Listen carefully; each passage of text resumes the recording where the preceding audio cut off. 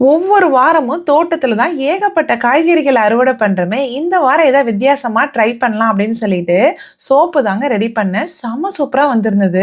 இதுதான் first time வந்து வீட்லயே வந்து சோப் ரெடி பண்ணியிருந்தேங்க. ரொம்ப நல்லா வந்திருந்தது. Soap base, essential oil, soap மோல்டெல்லாம் பார்த்தீங்கன்னா, ஆன்லைன்ல ஆர்டர் போட்டு வாங்கிட்டேன். தோட்டத்துலேருந்து என்னென்ன காய்கறிகள்லாம் யூஸ் பண்ணி சோப் பண்ணேன்னு பார்த்தீங்கன்னா, aloe vera soap, beetroot soap, tomato soap, அப்புறம் தோட்டத்திலேயே வந்து சங்குப்பூலாம் இருந்ததுங்களா, சங்குப்பூ சோப்பு, மின்ட் சோப்பு, மஞ்சளுமே பார்த்தீங்கன்னா சூப்பரா தளைஞ்சிருந்ததுங்க. சரி மஞ்சள்லயுமே சோப் பண்ணலான்னு சொல்லி பண்ணியிருந்தேன். எல்லாமே அட்டகாசமா வந்திருந்தது.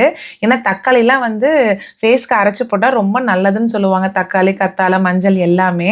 அது என்னவோ தெரியலைங்க. நமக்குன்னு பண்றதுனா மட்டும் நமக்கு எப்பயுமே வந்து டைமே இருக்கவே இருக்காது. ஸோ இந்த மாரி பண்ணிக்கிட்டா நல்லா யூஸ்ஃபுல்லா இருக்கும் அப்படின்னு சொல்லிட்டு தான் ட்ரை பண்ணியிருந்தேன். ரொம்ப நல்லா வந்திருந்தது. இது எப்படி பண்றதுன்னு சொல்லிட்டு லாங் வீடியோல போஸ்ட் பண்ணியிருக்கேன். கண்டிப்பா மிஸ் பண்ணாம பாருங்க.